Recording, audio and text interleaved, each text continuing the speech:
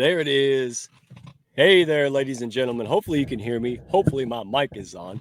Hey, welcome back to another episode of Hounds of Business Community presents Mike King Biz Radio here on ESPN 106.1 FM in Richmond, RVA.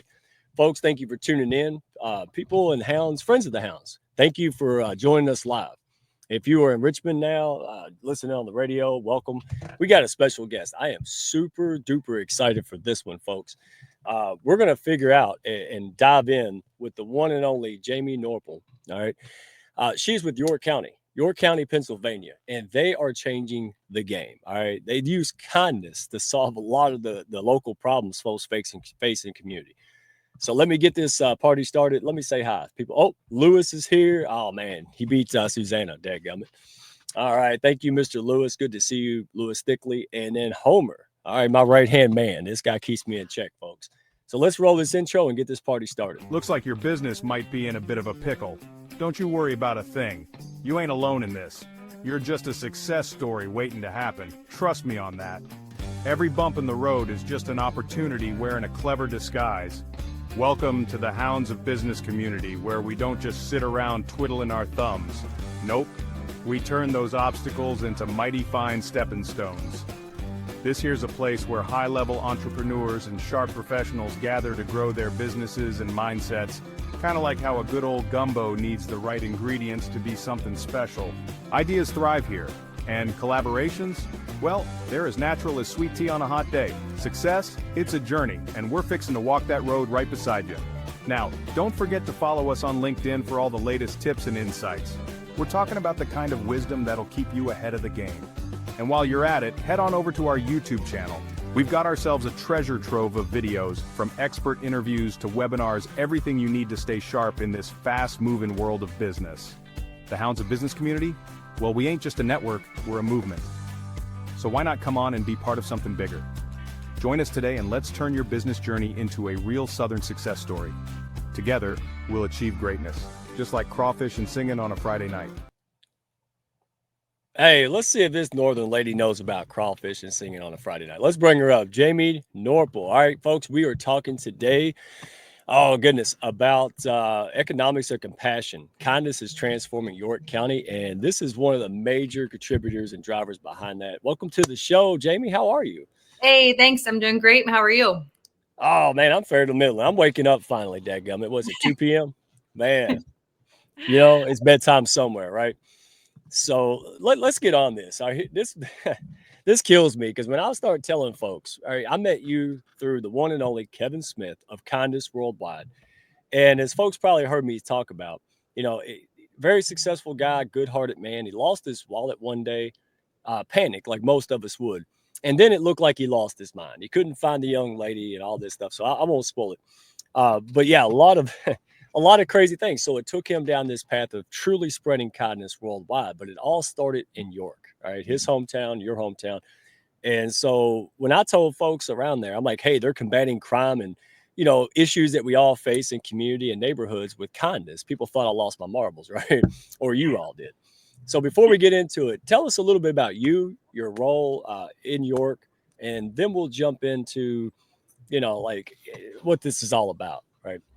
Yeah. So I direct an initiative. It's called the York County Safety Collab. And it's a little bit long, but it describes exactly what we do. We're in York County, and we collaborate around public safety efforts.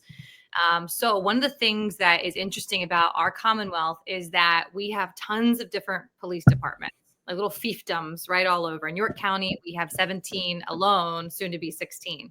And so what the Safety Collab does is we have a coalition with all the police departments and the district attorney and the sheriff's office, and we look for ways that we can just work together.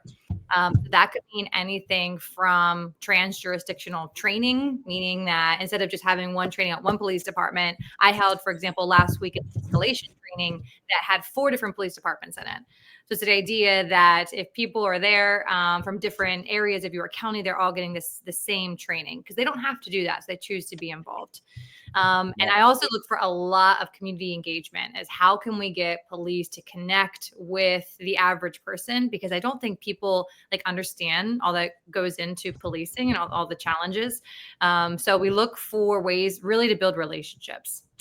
Let me stop you there, because I love it. And thank you, folks. April, Wyatt, oh, amazing lady. She is here with us as usual. And Noni is here. Good to see you, Noni. Here, I've been in the city stuff, right? I've been, I was a leader of nonprofit out in Louisville. I was with the ACM. So I've been in a lot of different stuff, public service and a lot of these programs, police programs and initiatives, they're good intention, don't get me wrong, but they're kind of forced, right? And what stuck out to me, and I want you to elaborate a little bit on the kindness movement, how you met Kevin, is that before we do a program and try to fit people into that and get buy-in for those programs, I mean, there's tons of programs since like the 80s, like DARE and all this stuff, but you guys already want that. Like the police, I met Commissioner Muldrow, right? Like this guy really is a loving, caring person. He much rather go out there and help people and push up his community than enforce laws all day and try to contain people, right? So walk us through that. First of all, we never talked about this. How did you get with Kevin, and how did you all align to say, hey, this is not nonsense? Kindness can be actually measured, it can be formulated, and it can be implemented to actually initiate change in a lot of it, crime rates, etc. So how did you meet Kevin, and how did y'all get this going? Yeah, how this even started. Well, so actually, I'm going to take you back just a little bit further. I used to be a high school history teacher. I did that for 10 years. Absolutely loved it. It was just so amazing. But after about year 7 or 8, I found that in the morning I had to really like pep myself up to go to work, because kids deserve the best. Like the kids deserve you to be on your best self every single day, to not allow your personal life to impact it. And I found that it was going to be unsustainable for me. Every day I was like, all right, here we go. I was starting to get the Sunday scaries, like that's a red flag that when, maybe you look at a career shift is when Sunday you begin dreading, like, oh man, I got to go do this for another week. So I started looking around for other things. Teachers were by definition scared to let go. We train for one thing and it's difficult to try other things, but York County is just like, we're just doing cool stuff down here. So I reached out to a mentor of mine and said, hey, what are some ways that I can make an impact in York County and actually like do good, but not just work for a nonprofit. Like I want to build something, I want to, and not that, I mean, we are a nonprofit, but not just be plugged into something that's already been around for 100 years. I want to create something new. So then I got hired by York County Safety Collab, and I want to say like 6 months into it, Kevin Smith reached out and he said, hey, I'm on this mission to try to see the good and be the good. Because I lost my wallet. This young woman returned it and she went the extra mile. And what can we do to shine a light on just being nice to one another, treating each other with dignity and respect?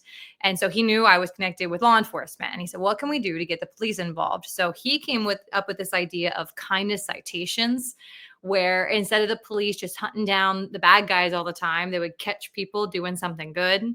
And so the first year, so York City, they were the ones that took it. York City P.D. with Commissioner Michael Muldrow, they did a great job. The sheriff's office also did it here that first year. But then year 2, which was just this past November, Kevin and I, we got some extra citations made. We went to the Chiefs Association. We pitched it. We got 8 police departments now to participate. And it was so cool because police got to go to, for example, one in West York Borough. There is a fish and oyster restaurant that's been around for generations. And he walked in there and they're like, hey, Matt, like, how's it going? What are you getting today? And then he cited them for being a like pillar in our community by being more than just like a place to go and buy fish, but being someone that they give back, they donate a lot, and they've become this, like landmark, if you will, within our community.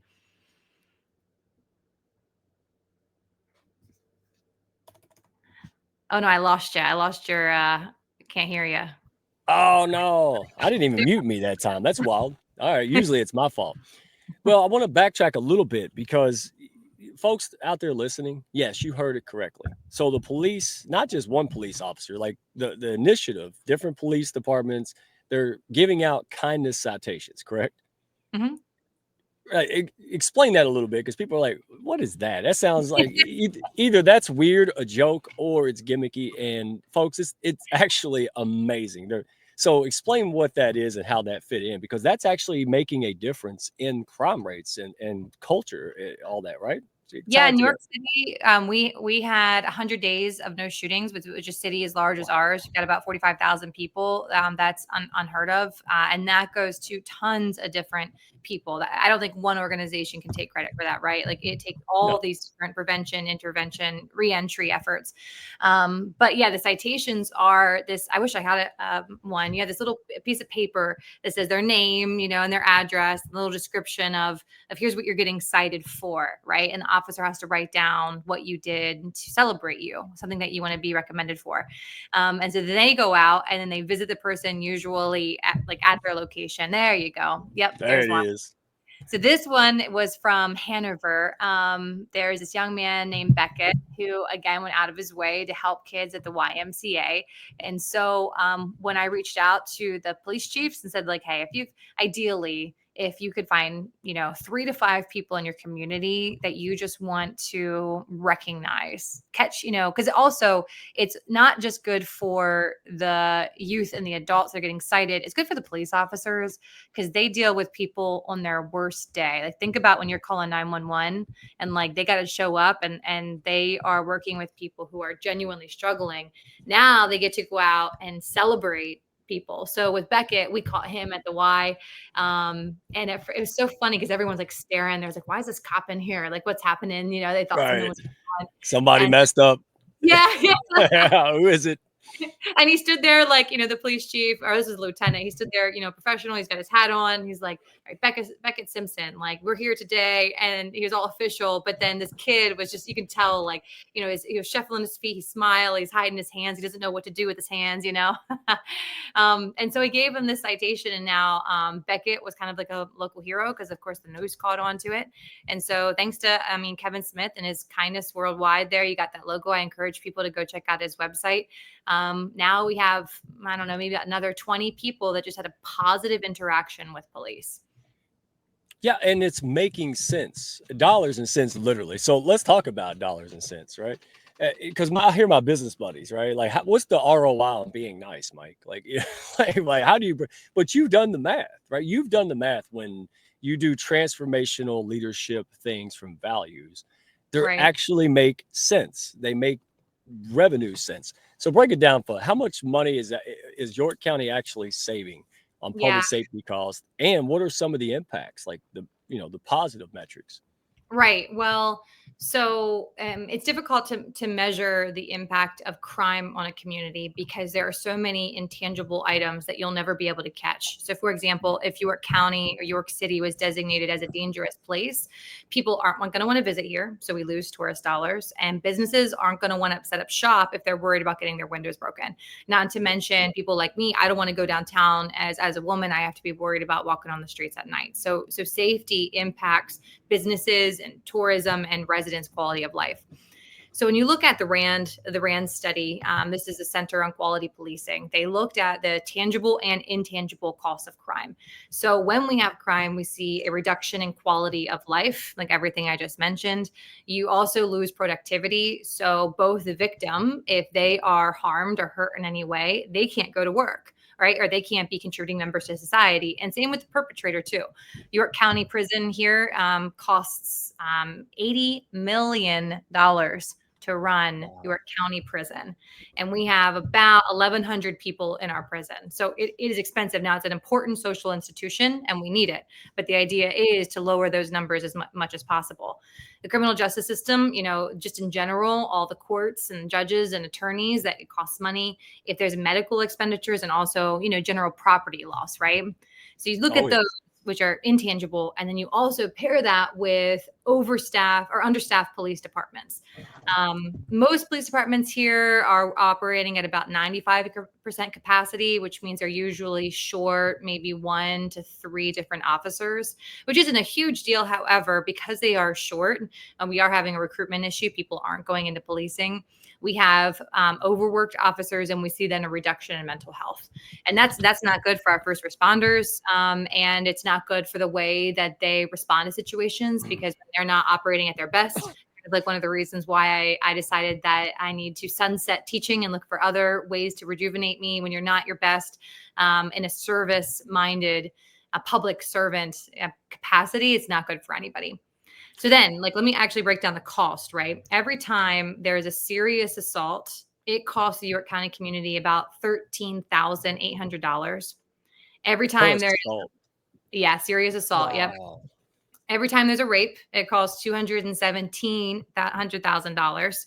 And then homicide is about $13.1 million that it costs us as a community. Wow. So if you look at the homicide rates, though, here's what I'm happy about. The homicide rates in York County have been decreasing dramatically. If you look back at 2022, we had 30 people who were murdered in our community. But then in 2023, it went from 30 to 19. And last year, it dropped the whole way down to just 12, which is 12 too many. But 30 just a few years ago down to 12. It's fantastic. That's phenomenal. No, I've been in those back, in the city governments where we're the 25th largest city in the U.S. I've never seen anything in a ratio like that. That's hard to deny. You can't say it. You can say you don't like it for whatever crazy reason, but you can't say it doesn't work, right? You guys have put the metrics on this. And real quick, because I want to dive into this even more. Mike King Biz Radio. Thank you so much for our partnership, big dog. He pushes up his community so well that when he goes to the ball games, they put his face on the Jumbotron, folks. And that's why I love our partnership. Going international with Mike King Biz Radio. Shameless plug, Hounds of Business. Don't build a business and try to do things like this alone. All right, tap into a community of winners who can help you realize those goals and dreams. You just heard from Jamie. Right? She just didn't stay in a school teaching job. She wanted to go out there and do something different. She could have said, well, benefits, 401k. No, she said, I'm going to find a way to go live life. And she's doing it. And she's making a huge impact. She's part of a team and a driving force that is making the model that other cities and other communities across the globe can use to really get things done. Win-win. So anyway, Hounds of Business, you can catch us on YouTube. You can watch this live. You can reach us on Redneck1, Mike Asherbrenner on LinkedIn, or you can send it carrier pigeon. I still take those. So we're back here with Jamie Norpal with York County, talking about kindness actually makes sense, economic sense here. So let me get back to it, because property values, right? That's really the litmus test. I mean, you're saying that they can go up, and not just the emotional damage of crime and these horrible things, like, we mentioned rape and all this stuff, but the economic effects it has, and then it trickles down. It's awful. So wow, you guys are doing something about it, right? And I love it. It just makes a lot of sense. So how is this kindness approach affecting employee reliability, right? How is it do you see a shift that's hard to measure in culture, like you're attracting better recruits in the city or the county, police officers, like what is some of the intangible? Like, is it just happier to go to work now? Like, people actually get excited about going, like, how are these things? Well, I think the biggest thing for York County is the amount of relationships that are being built on trust. Because I know, like, for me, when I was looking at places that I wanted to work, I wanted to like my boss. Like, I spend more time with my coworkers than I do my own family, right? So if I'm going to spend time with these people, it was important that they were in frankly a good mood, right? So in York County, because we're seeing a reduction in crime, because we're seeing more collaboration, you're seeing the coffee shops filled, right? Like for me, when I go and have my meetings, I usually ask people, hey, you want to go grab a cup of coffee? And so it's a chance for me to have that face-to-face and walk downtown and have that sidewalk usage, right? It just seems like it's more alive. And then we're spending money. Usually the coffee is, I get the fancy lattes, not going to lie. So usually like $7 or $8, unfortunately, depending on, tip and all the extras. So we've got that. But we also, even yesterday, we did a mental health walk to try to bring awareness for mental health. And there were maybe, I don't know, 50 or 60 people. We all met at the administrative building in our county, and we just walked the streets to bring awareness. So I think part of that is we're giving each other the benefit of the doubt, that we're all here to try to row in the same direction, give people a lot of grace. If you even look at the foundation of the Safety Collab, because there's really not any other group that's able to convene all law enforcement across an entire county. If there are, I'd love to hear from you. I'd love if there's other cohorts out there to get to know them. But one of the reasons why we were founded is because it was back when Freddie Gray was killed. It was in 2015 down in Baltimore. There were race riots, and they were concerned about it coming to York County. York County doesn't have a great racial past. We've had murders here. And so the clergy in the community called up police chiefs and said, we need to have a conversation, a closed door meeting to talk about what police are doing, how they're treating people. And it was actually led by our Black Ministers Association. So our chiefs at first were like, this is an ambush. Like, I don't know what is going to happen here. And so they met at Logos Academy, a local private Christian school. And it was like an invisible veil was between them. All the chiefs were on one side and all the clergy was on the other side, but there was no media, no elected officials were welcome in. It was supposed to be closed door. And it started off pretty tense. We had Pastor Ramona Kynard stand up, and she talked about how she was concerned about her Black son driving through the country, and being profiled. Right. And what was really cool is that the police chief of the area stood up, and he could have went into an explanation. He could have defended his officer's choices. Instead, he just apologized. And he said, I am so sorry you feel that way. Like, I can't believe this is happening in my jurisdiction. So that just broke the ice. And it was another 3 hours of just trust and transparency and talking and crying and sharing. And then it went so well that chiefs and clergy, they said, we need to keep on meeting. So they've met every single month, a couple summer hiatuses. Yeah, because everyone's on vacation. But every month. So then, like, after the UPMC shooting that we just had a shooting here a couple of months ago, which was terrible, by the way. But our police responded the best they could. The chiefs and clergy got together, and the clergy said, what can we do to support you? And the chief said, show up. Like, your praying is helpful, but show up to my departments. Like, lay hands on my officers and pray with them. And man, like that just it boosted the officers. Wow. It made the clergy feel like they were doing something. And like that, those relationships are the things that I think that are helping our community. Listen, okay, what I took away from that, because I know a lot of people took a lot away from that. It's amazing, even decades worth, because I've seen it in the fire departments and things like this. It's kind of, we isolate, right? We don't mean to, we're people. But when one courageous, big-hearted person takes the lead, puts themselves out there, it just changed. Like, somebody's like, hey, I'm not doing this. I'm going to go out there and say, I'm sorry. Yeah, somebody has to go first. So, and that brings me back to you guys with, Commissioner Michael Muldrow, and not to get up, but I want people to understand this. We have business leaders and government leaders who want to do better. And so we're going to get into that and leave them with this. But was it the most popular thing for these folks to do? So the police commissioner, other folks, the very early pioneers who stood up and said, we're going to make a change. It probably wasn't the easiest thing to do, was it? Like, they got some pushback. Other police departments of other counties probably went, what's wrong with you? Cuckoo, but they did it anyway. So, like, was that the case where people were like, oh no, I'm betting against this. And then, but the courage was enough to make it happen. Yeah, I think there was a lot of skepticism. People just, this was new. They weren't sure it was going to work. People kind of in your county, we're really kind of, we're old school in a lot of ways. And so we have to prove ourselves for someone to trust. And I don't blame people. I'm very similar. I'm born and raised in this community. But yeah, the pioneers who started these initiatives. I mean, even for me, I'm not law enforcement, and I'm walking into spaces with cops and I'm asking them to trust me. Like, I'll write local op-ed pieces for our newspapers, and I'll do podcasts, and I'm asking them to be vulnerable and share a part of their lives that they're meant to keep locked up, because people literally try to kill them for a living. And it takes a while to build that rapport. But once you do that investment in human capital, right? Like, actually taking the time to build those relationships, it makes me not want to leave my job. I'll tell you that much. All the solid, loyal people I can call friends now, that makes me want to continue to invest in my community. Wow. No, and again, this is concrete stuff. So let's get into that in the last 3 to 4 minutes.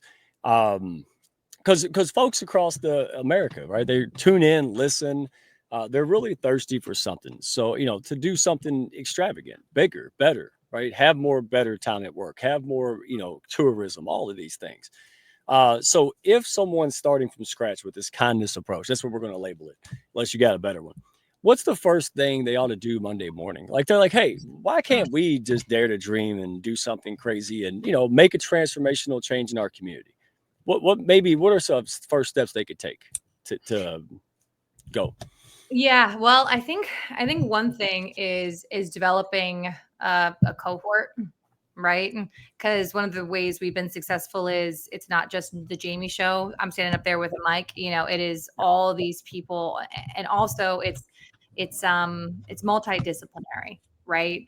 So when I have my own little personal board of advisors that I bring together to help me plan these community safety summits that we're putting together. And it's people who I know will give me radical candor that will ultimately try to lift me up, but will be critical and will say, Jamie, that's dumb. Like we're not gonna, Right. all right, tell me how. Yep. So I think if people are trying to start a movement, or they're thinking, all right, what can we do in our community? If Monday morning you send an email out to, I don't know, maybe 4 or 5 people, and they don't even have to know each other, but you start forming this cohort where you can feed off of each other's energy, and you can bring different ideas to the table, and also say if it's dumb, that's fair too. Right. I think that's my first step, is making sure that you have relationships with people who have, I think that they need to have 3 things though, right? They need to be kind, because you want to work with someone who's nice. They also have to have power, right? You have to have some level of influence. Someone that is going to, when they walk into a room, other people listen, but then also like follow through and get things done. Because if you have a room just full of dreamers, that everyone likes, you need boots on the ground people like Kevin, who are going to like pick up the phone and bug people and write press conferences and, write things and push it out there. Take action.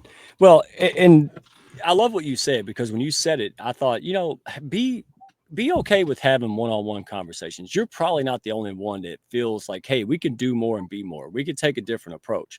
So have conversations with your coworkers in the city. Have convos with the police department. And don't have an agenda. Just go and talk. Oh my gosh, it's amazing what you'll uncover when you just build trust and listen to people. They'll tell you everything you've been trying to figure out on your own, right? So get those fodder. Go have conversations. That's how it started. People of reputation started talking in good heart, and it caught on like a forest fire, a positive one, right? So, and last question before we get to wrap up, man, we got to do round 2. All right. So business folks, let's talk turkey about the business, right? So people are, well, first of all, people are thinking, some of them might be thinking, well, that's nice for government folks, but I'm a business person, right? I run a business. So what is it that we can communicate? What do you want to share with, hey, this is important to you too. It's not just for government officials. It's important to business owners, even small business owners, right? That it's not fluff. What's the message? Why should they get involved and be a part of this? Not just clergy, police, and government. Yeah, well, number one, the ROI is, if you're going to invest in public safety efforts, your community is going to then back you back up, right? So small little things, like when it was time for me to buy lunch for the de-escalation training, I asked the cops, hey, where should I go? What's a place that is friendly, that's going to support you? And they're like, oh no, this pizza shop, like this guy is the place to go. And so I found that with business owners that are willing to invest in public safety efforts, and a lot of times, even like I know police officers, a lot of detectives who rely on business cameras to help them solve crime. Right. That like there's a detective in York who I was trying to understand how the camera system work.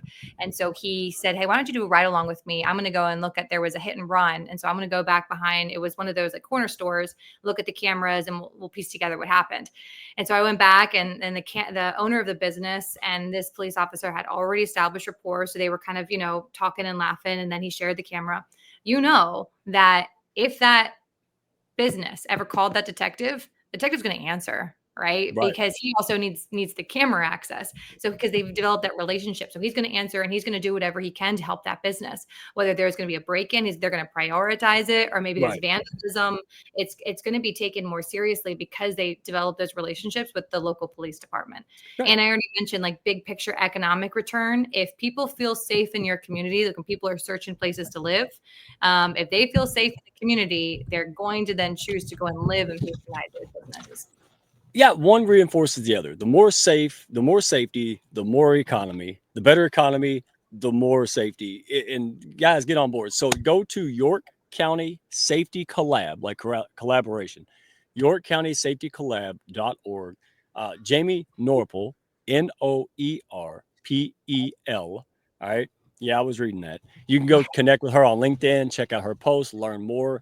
This is a real model that is working, folks. It's working in all aspects. Go check it out and go have that conversation. We want to see this under the banner of Kindness Worldwide, Kevin Smith. We want to see this out there in communities, right? This is real impact. Thank you, Jamie, for being vulnerable, open, and working so daggum hard to make the world a better place in York, starting in York. So thank you so much, my friend. Thank you, Mike. All right, we'll see you on the next one. Be good. I got to find the buttons. There it is. Thank y'all for stopping by. Be sure to follow, share, and like, and send me a message if you had fun today. Y'all come back now.